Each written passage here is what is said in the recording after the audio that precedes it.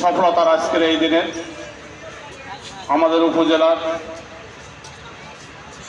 একটি প্রত্যন্ত এলাকায় ৮ শহীদের কবরে আমরা শ্রদ্ধা নিবেদন করতে এসেছি। স্বাধীনতা যুদ্ধের ৭১ সালের ৫ই আগস্ট এইখানে আমাদের বীর ভাইদেরকে, মুক্তিযোদ্ধাদেরকে ৫ই আগস্ট তাদেরকে হত্যা করা হয়। তাদের স্মৃতির সম্মানার্থে প্রতি বছর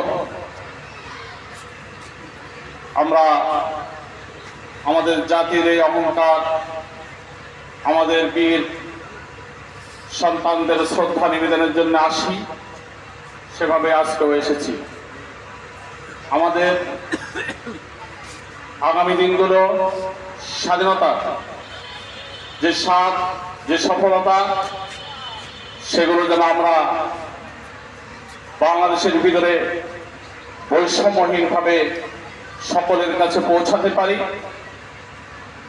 একটি সুন্দর সফল বাংলাদেশ বিনির্মাণে আমরা যেন অংশগ্রহণ করতে পারি সকলে, সেই প্রত্যাশা রেখে সকলের জন্য শুভকামনা করেই আমি আমার সংক্ষিপ্ত বক্তব্য শেষ করছি।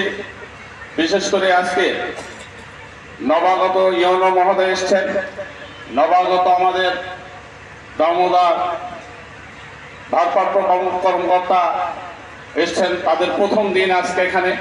তাদেরকে আমাদের পক্ষ থেকে, দামোদর উপজেলা বিএনপির পক্ষ থেকে আন্তরিক অভিনন্দন জানাচ্ছি।